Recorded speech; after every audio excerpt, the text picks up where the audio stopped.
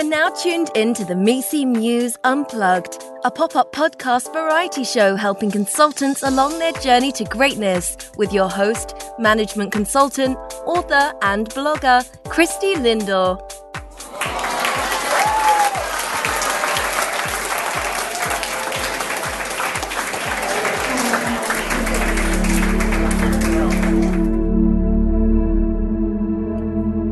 Hey, my go-getters. Welcome to the Misi Muse Unplugged podcast show. For episode 23, we will be doing a Crossroads interview. And if you are new to the show, Crossroads is when I have an opportunity to connect with a person that is deciding to go in or out of consulting, and we have a conversation about that. Today's guest actually has a really common situation. He's got a couple years of experience in industry and is seeking to make a pivot into consulting and wants kind of some guidance on that. And I've actually done several pivots in my career in consulting. And we have a really nice conversation helping him understand like how he can bridge the gap between kind of where he is and where he wants to be and focus on. So it's really cool. Check it out if you are, in the midst of a pivot yourself and looking at, what are some next steps you can do. You can take some of the tactics that we talk about. So coming up next week, we actually, for episode 24, we have an AMA. With that, actually, this consultant has a very interesting story. He actually turned down an offer from a major consulting firm to join a startup. Then several years later, ended up starting his own firm and authoring a couple of best-selling books and doing all types of amazing stuff. So we're going to have a really great conversation with him. So stay tuned for that in episode 24 next week. But for today, I think one thing to take away, if as you hear today's conversation, really think about the word reinvention. I know with so much disruption out in the world with technology, I think some of the tactics we talk about are just a couple. There's so many other ways, especially go-getters. When I share my story, I really talked about it, from things that I did over a decade ago. So think about, how some of the tactics I shared and how they can be applied to today's world and help you create the pivot that you may be looking for in your career. If you have a question or any feedback on today's conversation, would love to hear and continue this dialogue. I know there's several folks that's already reached out to me, but feel free to drop me a line, misimuseunplugged@gmail.com. With that, let's get started.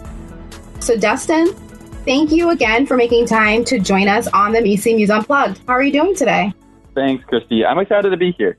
Yeah, I think it's going to be a really, really great conversation. And so I guess before we get started, if you can maybe take a moment and introduce yourself to the go-getters of the Misi Muse Unplugged, share a little bit about your background and what crossroads you're at today. Sure, everyone. So I went to a large school in the West Coast. When I was in school, I wasn't always exactly really sure what I wanted to do. And it seemed like each year my future career plans were changing. So I jumped around a little bit. It started off with sales. Then I went abroad twice. And then I actually decided I wanted to go into investment banking. And then my senior year, I realized that was not for me. And I wanted to do consulting, but it was a little bit too late. So I ended up taking a really good job, though, with a international defense contractor. And I've had great experience so far, but I know it's not 100% for me. So that's why I was actually able to get in touch with you, Christy. And we're here today to kind of talk a little bit about what are my next moves and how I can pivot forward to get to where I want to be. Yeah. Well, thank you for joining us on today's show. We can delve deep and see what's going on. And I guess the first thing, I guess before we talk about like why consulting, you mentioned you were like unsure and you kind of had different career changes, which is actually normal. I think, for me, like I knew like I wanted to go into consulting by my junior year. I have a marketing degree. And I was doing a marketing internship, which is what I thought was like the logical step for my major. And I kind of got exposure to consulting and just knew from then on, like, that's what I wanted to do. But before then, I remember for me, like my freshman and my sophomore year, I think I like changed my major like 3 times. I think I wanted to go in first. I wanted to do like something in advertising. Then I switched and I was like, nope, I want to go into VC. Then I was like IT. And then, so it was just like, I hear you. When you think about the times that you were like changing careers and then now you've kind of settled on like consulting, like what was it about the changes that you were looking for? If we can take a step back and think about like, what was the theme? Yeah. If you can think about like, what was the theme, that kind of made the changes and it just wasn't like it for you. So I guess I should provide my major background, which I was actually a double. I was finance and business econ, and then I also had a minor in global business. And I knew I wanted to be involved in something that could relate to international work. And so for the longest time, I thought, going into investment banking and getting into a sector where I would be able to see some of that. So I considered equity research very deeply. It's still something I'm very interested in, but I know it's not something that I would be successful in right now as a career move. And what kind of led me to realizing consulting would be a better fit was that I love small projects, or I guess small is a relative term though, right? I love shorter term projects. So 3 to 6 months or even, a year at most was perfect for me, because when I look at the work that I'm doing now and the work that I was doing in school, everything was about how many years out it would take before it would really be accomplished per se. And that kind of frustrated me because I like to work off of inch markers, and I just couldn't plant those inch markers very well because everything was, in 3 to 6 months, I'll move a tiny step forward. And I wanted to be able to, get in, really work as hard as I possibly could and see results. And none of the industries that I was involved with or even the project that I was working on had that background yet. And so that was pretty frustrating. When I started doing my research into consulting and I was networking a ton, doing LinkedIn messages, cold emails, phone calls with alumni and all that type of stuff, I realized that all these people were kind of in these projects that weren't too long, but they weren't too short either. And they got to learn an absolute fortune and become subject matter experts in whatever it was that their focus was. And to me, that sounded awesome. And that's really still what I'm looking for. And kind of looking down the horizon, if I could get involved in something like that, where I would be able to, develop some form of international exposure as well, I'd be thrilled. Yeah. And I think you couldn't have picked the right path, in terms of being able to get exposure to a lot of different experiences in a short amount of time, as well as that international exposure. Like that's like spot on what consulting can definitely provide. So sounds like that's a good fit in terms of, what you're looking for. If you think about like the work you're doing now, is there a specific domain that interests you, sparks you, or right now, like you just want to play sponge. You just want to just have experiences and then figure it out. Any thoughts there? Are you saying in reference to my current job role specifically, or what I'm looking for in consulting? I think a combination. So like if you think about, is there an industry? Is there like a type of work that you're looking besides the time frame? Because you talked about the time frame and the kind of that global exposure. Is there anything specific that you want to be able to get involved in? So one thing that I do think that I would be interested in on the consulting side there's actually two. One is kind of organizational development. I love working with people and, being able to see transformations, whether it's, a new practice that your firm is going to implement, or being able to help others do something like that. When I was in college, I did a lot of personal development with other students.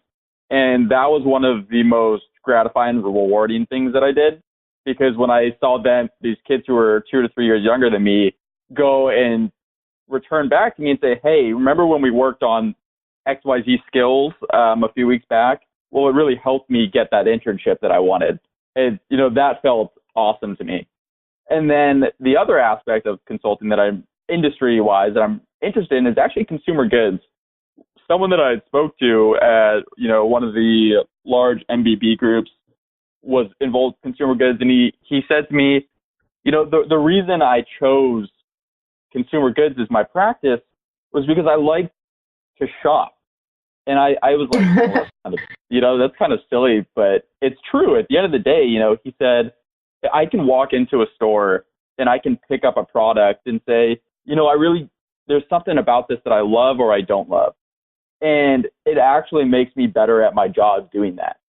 And to me, I thought about it, one, I kind of do like to shop. And two, that was a really interesting point to be when you're not working, you are still developing your work skills and, your critical thinking and what would you do differently if I was in charge of whatever the brand is that's going on. And so I think those are two of the areas that I'm really interested in. But if I backtrack a little bit and I go back to my work right now for my defense contractor, I've had a very, very different background just because I'm not looking at consumer goods. I'm not really focused on organizational development. Our company slogan is about, making the world a better place, a safer place, which is something that I do believe in. But that tangibility, that feeling of connection to the end product isn't 100% there for me. I'm very supportive of our military in the United States and what we do. But at the same time, I just can't connect 100%. And that to me is kind of one of the signs that maybe, it's time to pivot out. I believe when you're in college, one of the things that people talk about is in every first round interview, it's the one thing that they weed you out of the recruiting pool from is if you even fit company culture. Right. And when I think about that in college, you think, well, that's so silly. That doesn't really make a difference. You're here to work. But it really becomes important when you're actually sitting at a desk. And for those of you who are still in college, I think this is probably the one thing that I actually, looking back, would change. Make sure that it's the right fit. Whether it's industry or company, if you don't 110% agree with everything that your company is looking to do, it's probably not going to be the place where you're going to be the most successful that you could possibly be. Right. And that's why I want to try and, get my feet wet a little bit. Being able to go into consulting and have some new experiences is what I'm looking to do. I think it's awesome. I really commend you for having that self-awareness. You talk about not only being in consulting, but you have a specific intersection, you having kind of that org development transformation space, which is kind of my background and a lot of the work that I do, which I'm totally biased, but it is the best type of consulting work. I personally think the people strategy is the best business to be in, but I'll digress. And then the consumer goods, you can actually do both. And I'm here to tell you, Dustin, that you absolutely can make this pivot. I'm saying that as someone who did it myself. I started out similar to you. I kind of started out on the IT consulting side of the house. It's a long story and I actually shared it in my first episode, but I started out doing like Java programming and project management and system testing of like large system, ERP type of work. Not really where I thought I was going to be doing straight out of school, but that's where I ended up. I did that and I was like, I got good and it was okay, but it didn't light me on fire. So, I knew I really wanted to get like into like more of the people side. I wanted the strategy side. And so I made that pivot and I can share with you a little bit about what I did to make it. But I think the first thing I did, which is what you've done here, is you've made the decision. You've said, look, Dustin, I've got great experience. So thankful for that. But this is not it. I need to move on and do something else. This is what success looks like for me. So I give you kudos because I don't think sometimes we don't give ourselves the chance to like figure that out. We kind of just let it go on and on and on. And the fact that you're very purposeful and out there and making it happen, it will happen for you. So I just want to give you that quick kudos for sure. So no, I appreciate it. Yeah, absolutely. So when you talk about like, okay, future state, here's what you want to be in, current state, you're doing other types of work, which is actually going to be transferable skills. And we'll talk about that in a second. But what do you think is like stopping you at this point? Like, what's the biggest challenge of this pivot that you're kind of struggling with? I think it's kind of twofold. So I mentioned earlier before our call that one of the things that is a little frustrating is I'm at that weird kind of point of experience where I'm an experienced worker in my industry, but I'm not exactly experienced as to go in as a consultant versus an entry-level position. So there's that little bit of a crossroads that's hard to find. It's a bit blurred. And then I think the other aspect is really just, resume building for consulting. It's a little bit different because, a lot of things I work every single day is based on my one project. It's essentially is what I'm going to call it. Mm-hmm. But at the same time, I don't know how to define that as a project to consultants. In my eyes, it's my job. And I think that's one thing that I'm looking to get better at is the communication aspect of it. Is how do I go and say, hey, I work in the defense industry, but I want to be a consultant. And I know that I would be more than capable of. Here's my resume. My resume doesn't 110% tell that story yet. And right. I think that's what I would need to make better. And that was some of the feedback I got in my senior year of college when I was, last second trying to make that jump to get into consulting was, hey, we think that you're very capable and, you probably do a great job. But compared to the competition, your resume doesn't tell that story yet. Today's episode is brought to you on behalf of the MECE Muse. 100 plus selected practices, unwritten rules and habits of great consultants. A book by Christie Lindor. Written in the voice of a mentor, the MECE Muse provides insights on the unwritten rules of great consultants, a perfect read for new or aspiring consultants. Christie dives into her 15 plus years of consulting experience while sharing interviews and anecdotes from over 50 consulting partners and leaders that represents thought leadership from 80% of the top 10 consulting firms in the world. Pre-sale begins shortly. Sign up at www.mecemuse.com. I hear you with you have a couple years of experience, so you're quite you're not seasoned, but you're not a newbie like campus hire either. I get that. Correct. I think one thing you may want to consider, there's two things that brings an individual into consulting and gets them an offer. It's very simple. It doesn't matter what level you're at, honestly. It's 1, relationships, and 2, experiences.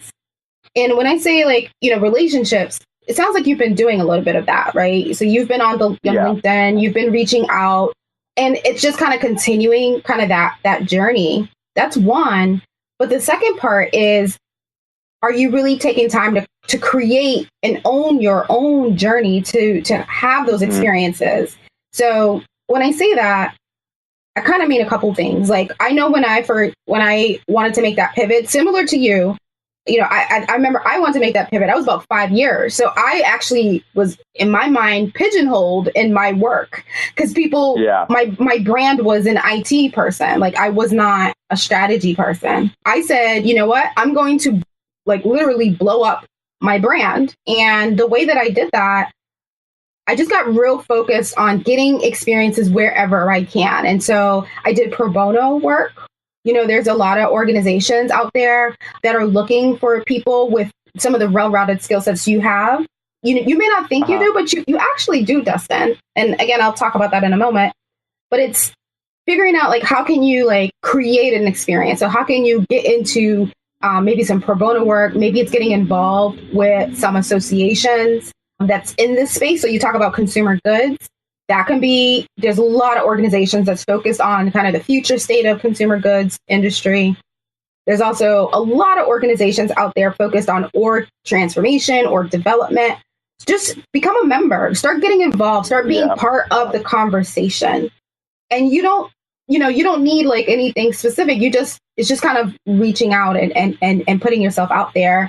And then the third leg is the education piece. So I know for me, the way that I kind of closed the gap, in terms of creating that narrative on my resume was I started taking classes. I remember I got a master's in organizational leadership instead of an MBA, because I was like, I really want to make sure that that comes off loud and clear to create that level of expertise. So that was one way I did it. Another way, before I did my master's, I took several courses online. Some of them were free, nowadays. And so I made this pivot like over a decade ago. Nowadays, I mean, you can go online right now and take a class. I think it's Coursera or one of those websites. You can take a class from like one of the top 10 schools in the country on org development.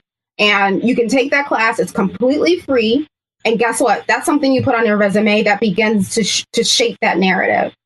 Those are some of the kind of things, like, I know that I put into place. It took me about a good 2 years. Like, once I'm like, and when I say 2 years, like from 2 years from the day that I made the decision that I wanted to make the pivot to the day that actually my first big opportunity was a consumer goods organization. I led their people engagement survey efforts and recommendations and action planning. And that was like my first big thing. And I was super excited that I got that, because that was like a dream opportunity. But before then, I did a lot of nights and weekends, pro bono. I reached out to people. I said, hey, like anything to create that experience, because experience is currency in consulting. Like, and it doesn't have to be that you get paid for it. It's like, as long as you can show, like, I've got a breadth of experience in X. I think that's the biggest thing. But one thing that I want to go back to something you were saying, Dustin, like, as I heard you were speaking, I was kind of just jotting some notes down. And I hear you talk a lot about the things you don't have on your resume. You've got a lot going. So I want you to, maybe, after our show today, go back to your resume, go back through your experiences and think about the things that you do have. First of all, you've got drive, obviously, because you're here, you're talking about it. You are a go-getter if you're on this show. You've got the drive. You're definitely building up the relationships. I'm sure if you start to think about, like, what are some of the things that you've done? If you have project management, you have to know how to be part of a project, or how to create a deliverable, or how to give a presentation. So think about some of the things that you have instead of not what you don't have. And really make sure the things you do have, the skill sets you do have, you really make sure that you hone in and you really practice and make those shine. And then you couple that by doing some of the things I mentioned, doing some of those pro bono types of efforts, getting involved with some associations, maybe taking a free class or two. You don't have to go out and spend a lot of money now. You can go out and do that. And the relationships. And I guarantee if you kind of create almost like, kind of a smorgasbord of these different things, within a year or so, you will be working at any firm you want to work at, Dustin. I think it's just a reframing. So you've got it all. I think it's just a reframing of your mindset, and really kind of just focusing on, like I said, what you do have, because you've got a lot going. Picking up on that resume point, one of the things that I actually did try and do, and this is something that I would recommend to others, is trying to rewrite your resume kind of every year or so, but from a blank piece of paper. I think that was my notice between my junior and senior year. And then I actually recently did it about 6-7 months ago. Again, it's hard, but each time that I've done it, my resume looks completely different and 100 times better than it was before. So that's something that I'm actually going to be doing in the next 6 to 12 months again, as I really do try and make that push. But I'm looking forward to, I never really thought about getting involved in pro bono work. I knew I wanted to volunteer in something, but I guess maybe could we go into, how could I go about getting involved in pro bono work? What was the way that you did it? And maybe I could replicate it and some of the viewers can as well. Yeah. Couple things, like the fact that you have some really good experiences. You just start to put yourself out there. You can Google like pro bono consulting work. You can, like, there's nonprofits that are always kind of putting out projects.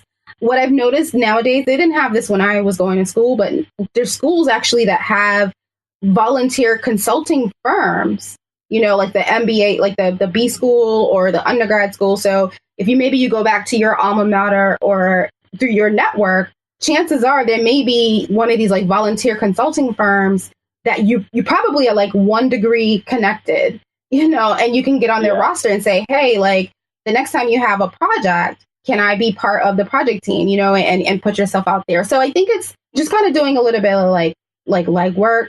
I know for me, I found out through them through like just going to different nonprofits because I had, again, I came from I had an IT background. I leveraged that. So again, I focused on what I had. And I worked at a really big, well-known brand. And so when people heard that, they heard that I was free help, and I have like X amount of years of experience in this really well-known company. That was like my ticket, that was like my credibility stamp to say, okay, let's give her a chance. I leveraged that.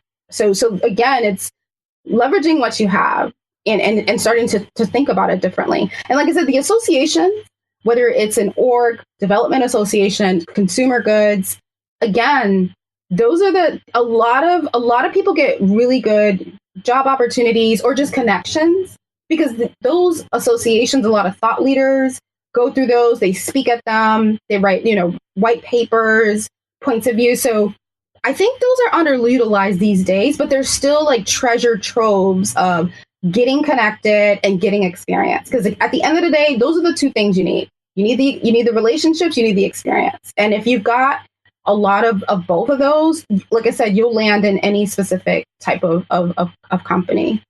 I 100% agree. And it's something that I know I need to work on. I think I just need to put myself out there a little bit more than I am right now. Yeah. And I think you're probably doing all the right things, right? Like I said, it's a 20% shift. So it's not like, not boiling the ocean, like literally like a 20% pivot and looking at some of these different areas. And, I think you'll find what you're looking for. A couple things that, I'm also going to give you as recommendations for you to make sure that you bring as you think about that. You want to have your elevator pitch of why consulting. I think you said it nicely earlier, but make sure, people know that. So when you're speaking to individuals, especially if it's someone that works at a firm that you may be interested in, and you sound like you've been doing like the informational interviews, really think about like making sure like the conversations are not just, okay, thanks for talking. Like make sure there's a call to action, like you have an ask. Exactly. So the ask could be like, hey, do you know a practice that's like hiring? Can I get connected with the recruiting team? Anything that kind of pivot to help you, to the next step.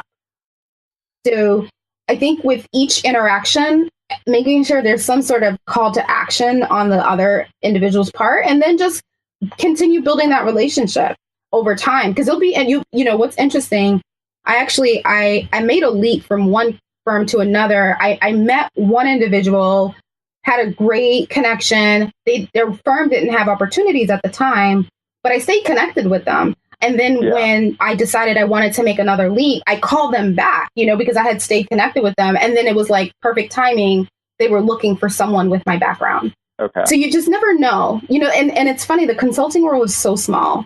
It's so small. Yeah. I think you've got a lot going. Like I said, it's just pivoting. The other thing you talk about your resume, I would recommend, given that you do have some experience, I actually would also recommend that you think about having a resume writing service. There's tons of them out there. Find one that's focused on consultants that really helps consultants shape their resume, because they may look at things a little differently depending on the type of firms that you're looking to recruit for, depending on the type of experiences you have. And then you can also figure out, it can also help you with the resume writing service, can also help you figure out like, what's the key skills gaps that you need to get some experience around? Yeah, that's a good idea. I've written that down. Yeah. Do you have like a deadline, like when you want to like make the switch, or you're just kind of a wait and see at this point? I know that I want to give my current company just around another year or so. I think that's kind of the point where if I made a transition, I would probably be most impactful. But I also know that recruiting, again, is already starting.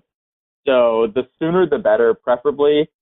But I'm very open. I don't have, a deadline. I don't have anything of that sort.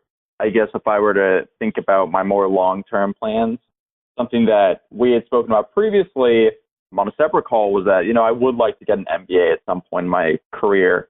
Yeah. I think I just need the additional branding at this point. So that's something that I'm considering. And with that, years of work experience does make a difference. So consulting is a good entry point into a reasoning on why an MBA to move up the firm. Yeah, definitely. There's a lot of folks that have MBAs, so it's definitely a good idea to kind of put on like your career trajectory. One thing you mentioned about recruiting. So now that you've got a couple years under your belt, or you will have a couple years, like recruiting for experienced hires is like a rotating cycle. So it's not like campus hires where there's in the fall and in the winter and the spring. Like it's not like that.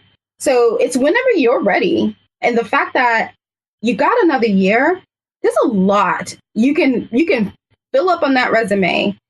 You've got some time. Yeah.